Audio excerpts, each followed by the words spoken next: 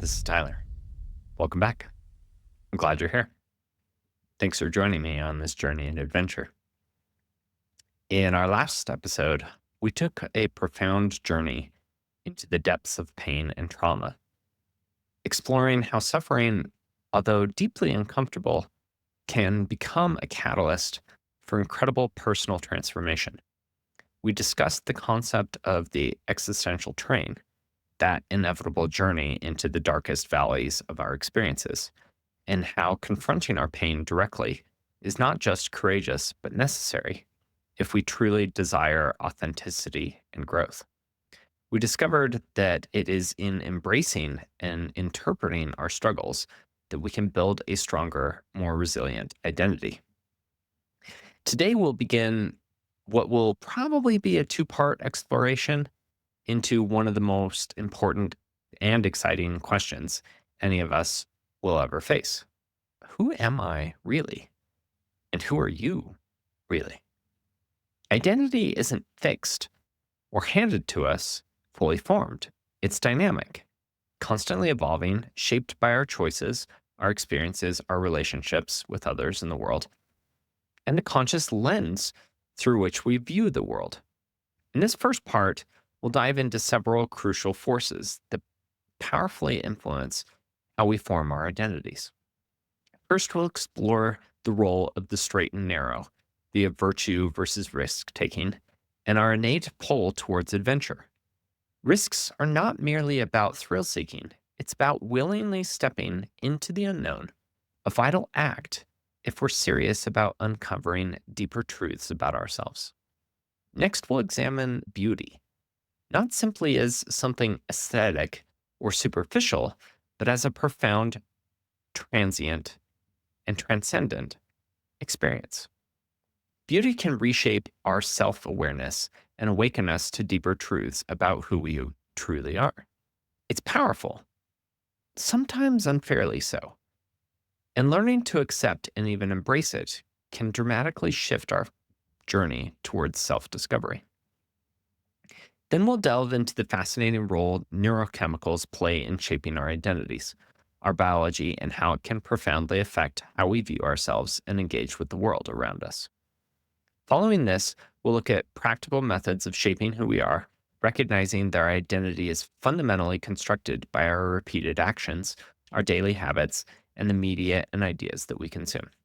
And finally, we'll introduce a powerful tool that I call life maps, a practical approach to help clarify and intentionally navigate your unique journey toward greater understanding and authenticity. In this episode, and one that follows, it's ultimately an invitation, a call for you to actively participate in creating who you are. It's an invitation to consciously engage with creating the person you want to be. By intentionally engaging these forces, you can create the clarity needed to live with purpose, passion, and authenticity. I'm excited you're here and ready to take another step in journeying and discovering who you are and who you can become. Let's get started. In our first section, let's cover the path of adventure. There's a tension at the very heart of how we shape our identities, a tension that emerges between two compelling paths, the straight and narrow and the path of adventure. When I talk about the straight and narrow, I'm speaking about living a disciplined life guided by clear virtues, moral responsibility, and structured order. It's about having a roadmap, a clear sense of right and wrong that keeps us grounded, stable, and safe from unnecessary chaos. This path provides certainty, predictability, an essential foundation of stability for our identities to flourish. Yet the straight and narrow, as comforting and secure as it can be, isn't the story of who we are. Deep inside us, there's another powerful force at play, the irresistible pull towards adventure, towards stepping into the unknown to test our limits and to face uncertainty head on. This path of adventure lives on the delicate boundary between order and chaos. Adventure isn't about thrill seeking or reckless risks. It's a deeply human need to explore what lies just beyond the familiar horizon. It's about willingly placing ourselves in situations where growth is possible precisely because the outcomes are uncertain. In those moments, when we venture into unfamiliar territory, we discover strengths, insights, and truths about ourselves that we might never have encountered if we'd remained safely in our comfort zones. But why is this tension so important? It's because identity isn't found purely in stability or purely in chaos. It's formed precisely in the dialogue between the two extremes. It's in navigating this line carefully, balancing virtue with courage, predictability with possibility, that we forge a meaningful sense of self.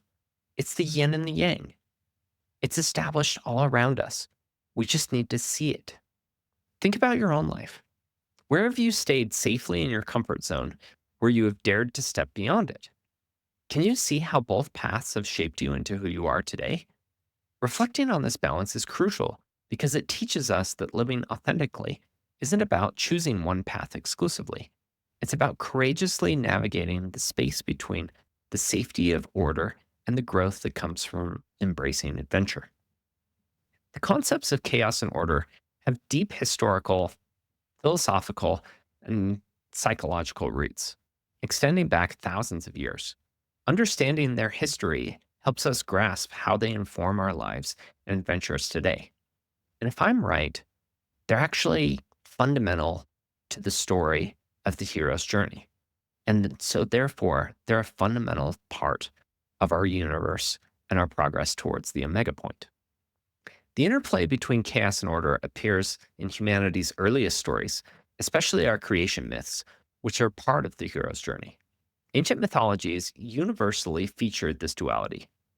I find it interesting that this is nearly universal between ancient mythology, whether that's Mesopotamian, Greek, or biblical, Eastern, or Western.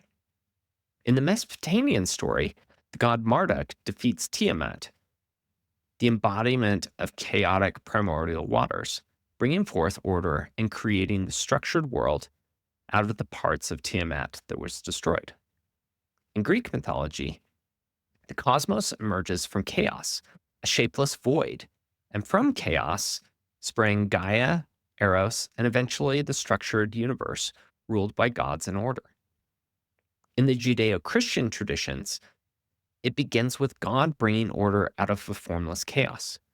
In the beginning, God created heaven and earth.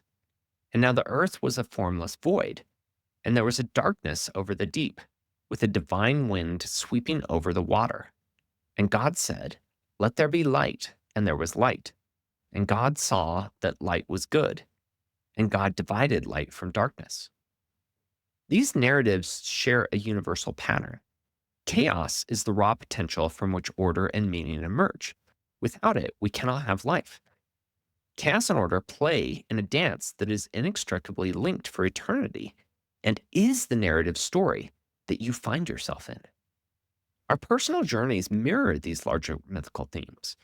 Order gives us safety, clarity, and structure, essential foundations for navigating life effectively. And chaos offers opportunities for growth, novelty, and discovery. Likewise, essential elements for innovation, creativity, and self realization. True adventure, quest for identity, meaning, and fulfillment, happens when we intentionally and courageously step into chaos from a position of stability, seeking new insights and experiences to integrate back into our structured lives.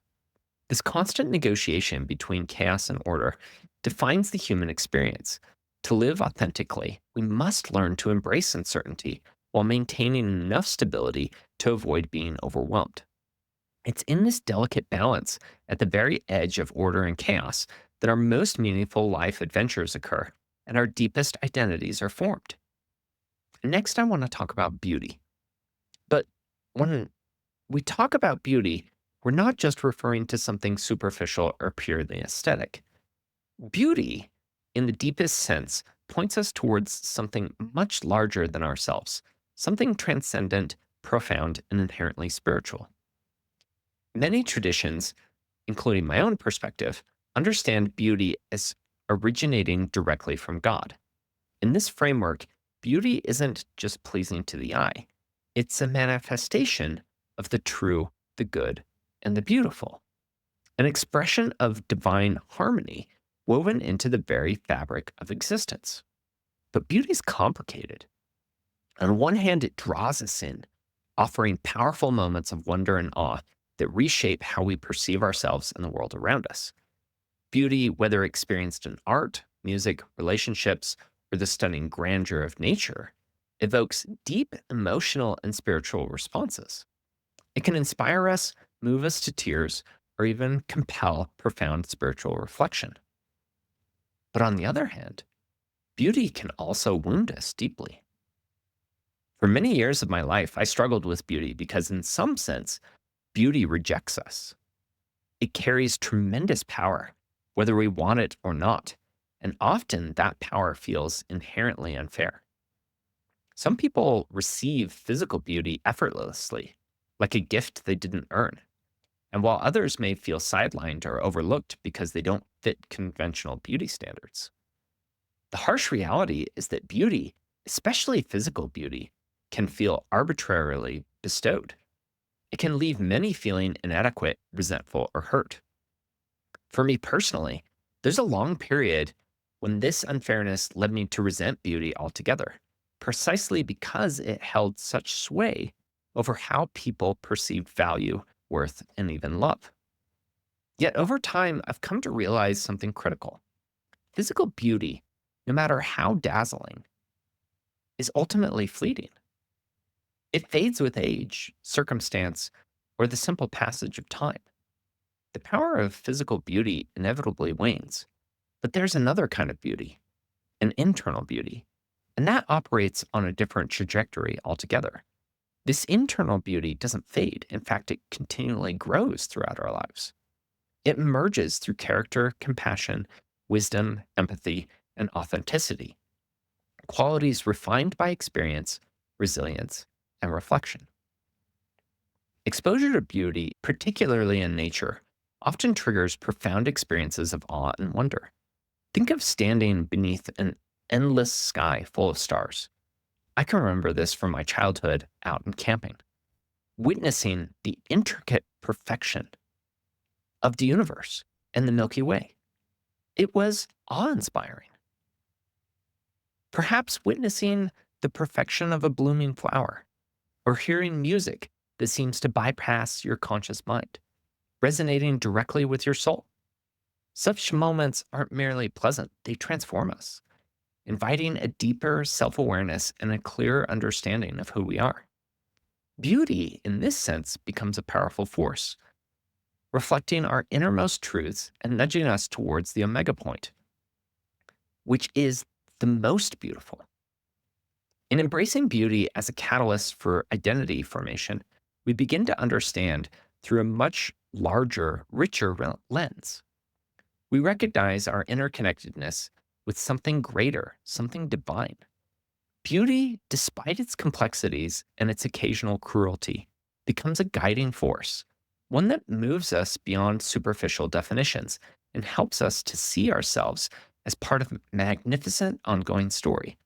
It's through the pursuit and appreciation of beauty in its highest forms that we begin to uncover deeper layers of our authentic selves, moving toward an identity grounded in truth, goodness, and the profound realization of beauty's deeper meaning. Next, let's look at neurochemicals and identity formation.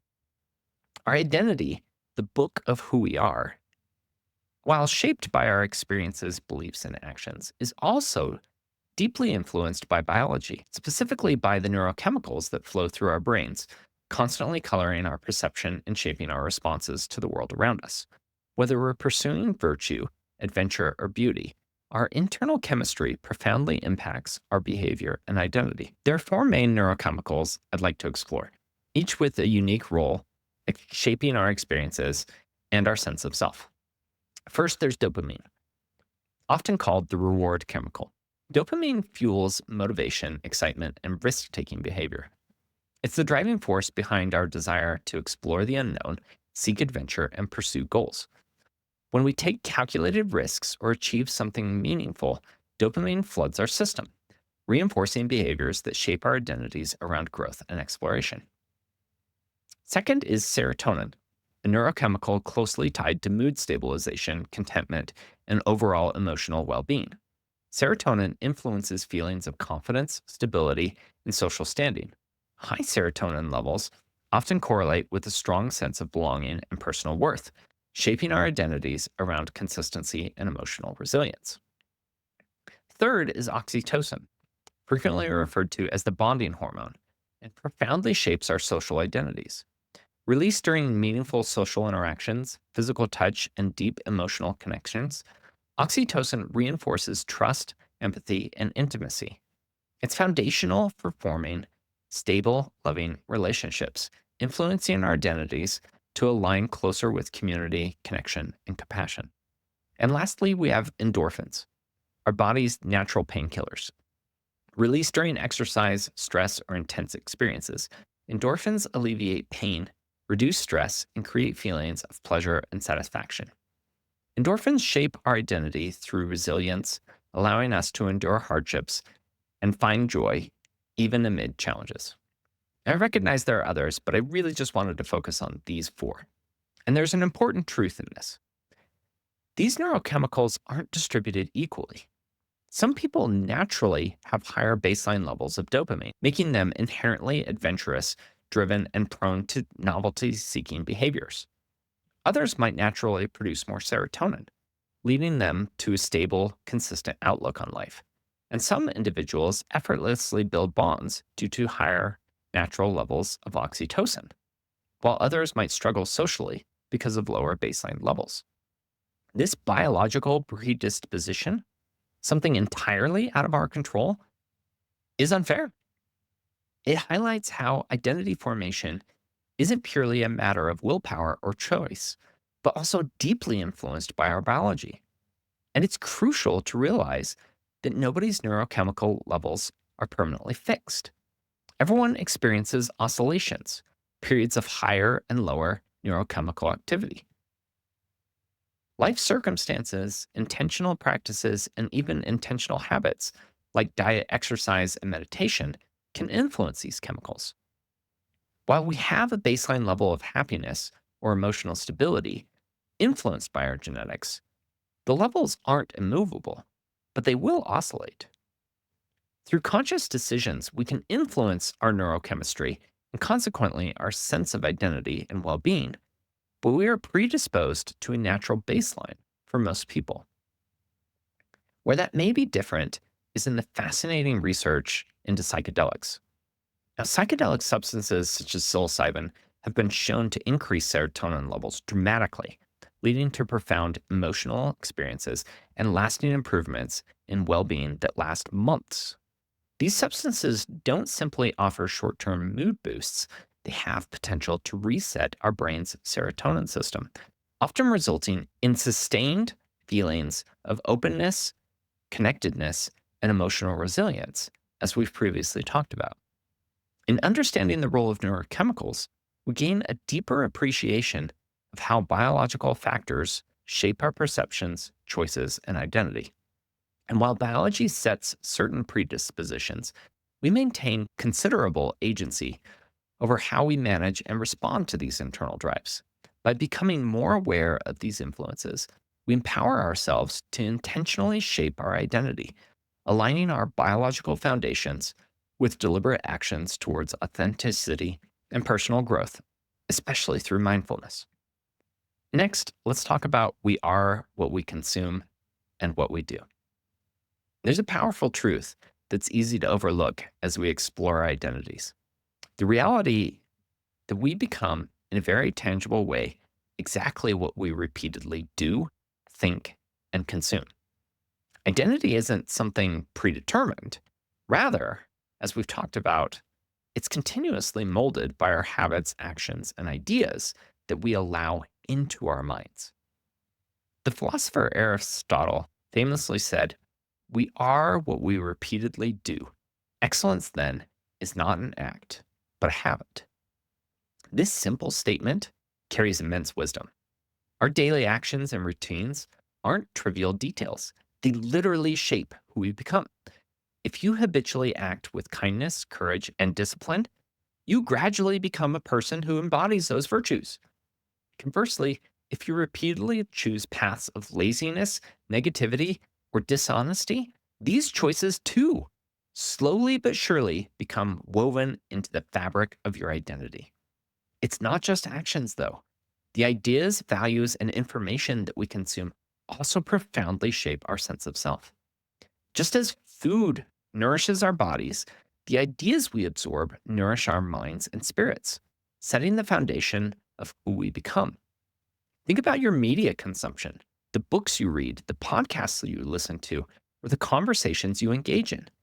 Every input contributes subtly, yet significantly, to your worldview, attitudes, and values. For instance, if you consistently consume information filled with fear, negativity, or sensationalism, that makes you anxious, cynical, or pessimistic over time. Conversely, deliberately choosing uplifting, inspiring, and educational content can make you hopeful, optimistic, and engaged with life. But it's your choice. You have to choose that. In a very literal sense, you shape your identity with every choice of what you allow into your mind. Understanding this truth offers us incredible power. While we can't control all the factors that shape our lives, we can control what habits we choose and what influences us intentionally. Practically, this means becoming mindful of our routines and carefully curating our mental and emotional diets. Here's a practical approach: take an honest inventory of your daily habits. Ask yourself, which of these habits are helping me grow towards my ideal self and which are pulling me away? Perhaps you start your day scrolling through negative news or social media posts that drain you emotionally before you've even begun your day. Consider replacing this habit with something that nourishes your spirit.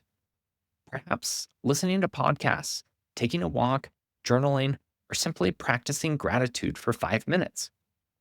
Similarly, reflect on the values and ideals you regularly consume. What kinds of conversations do you participate in? Are they enriching or destructive?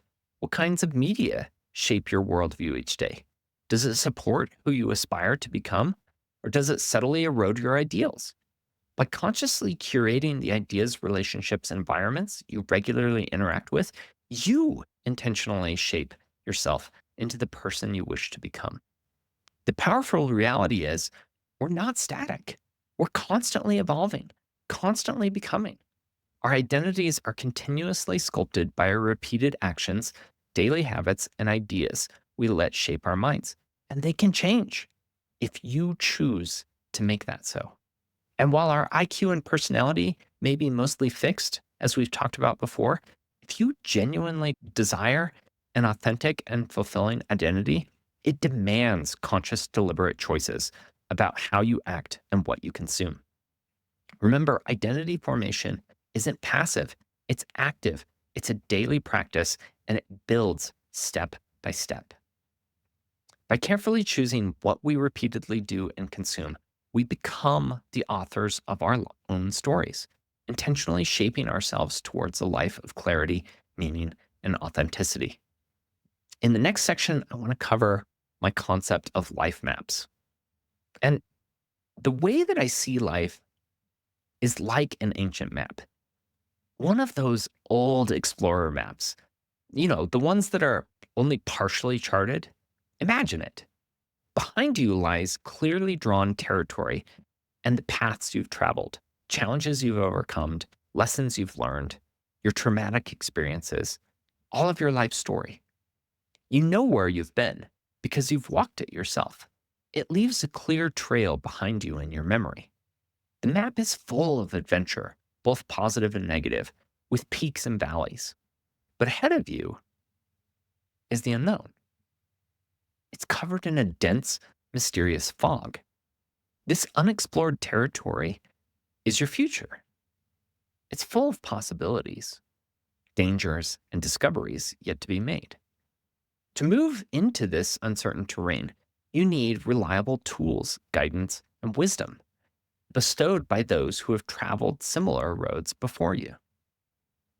These tools come in many forms: wisdom from mentors, lessons from history and literature, practical advice from trusted friends, or even internal guidance from your conscience.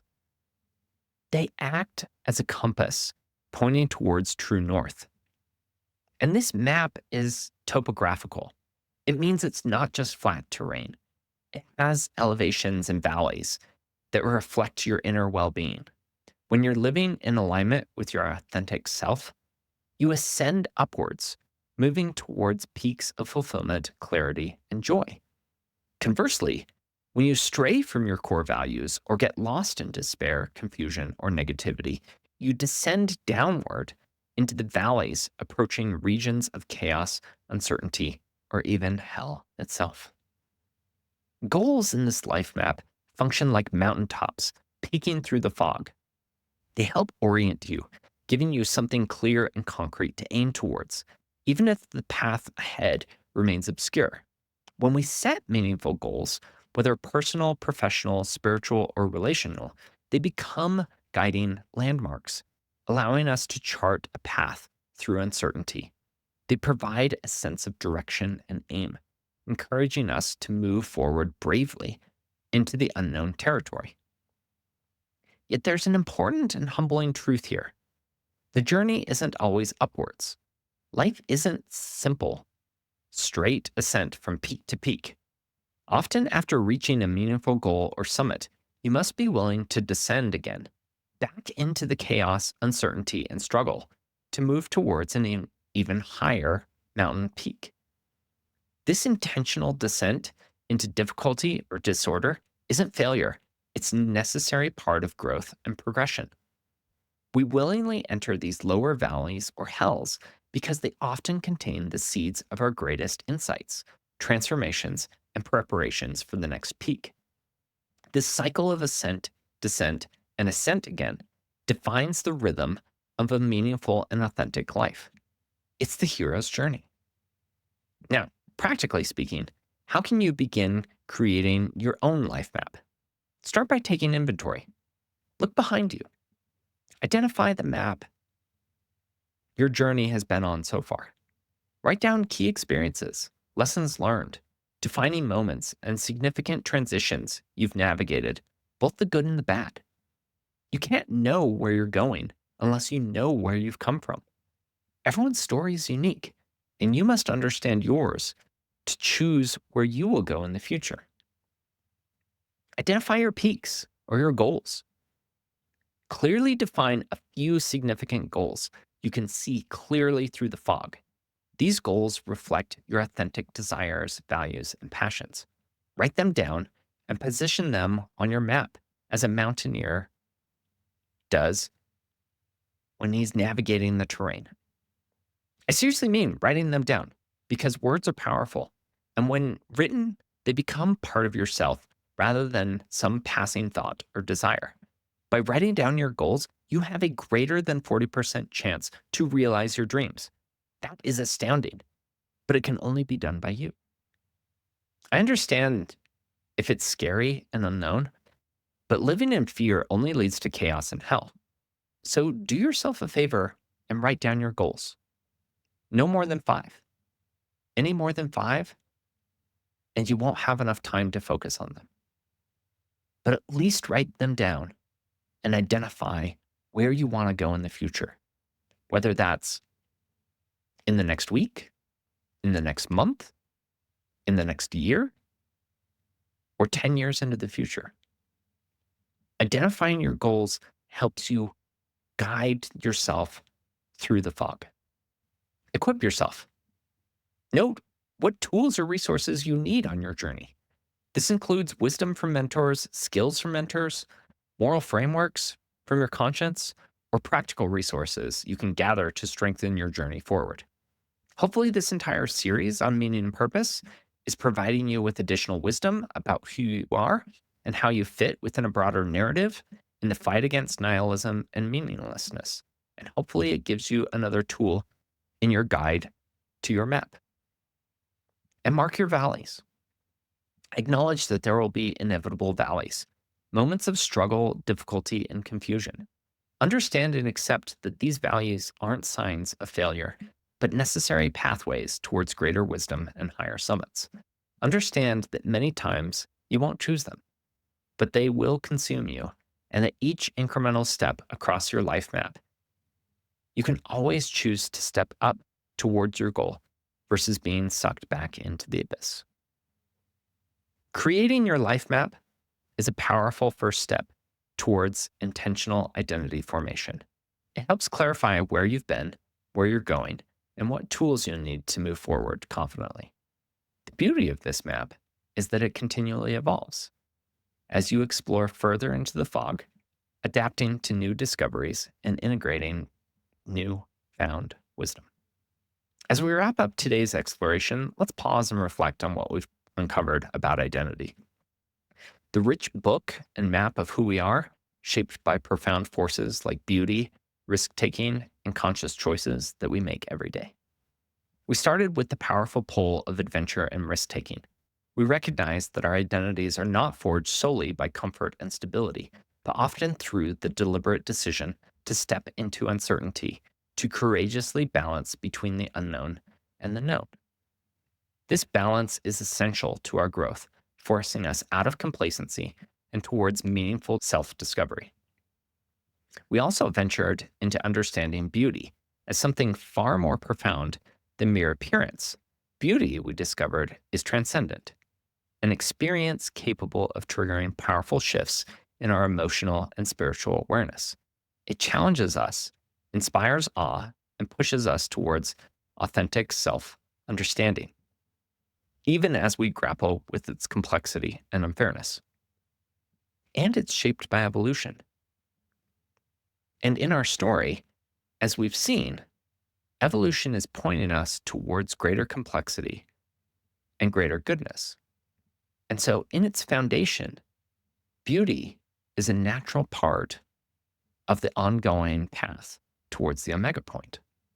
We then explored how deeply our identities are influenced by neurochemicals. I chose 4 because they seem to be the most important. That's dopamine, serotonin, oxytocin, and endorphins.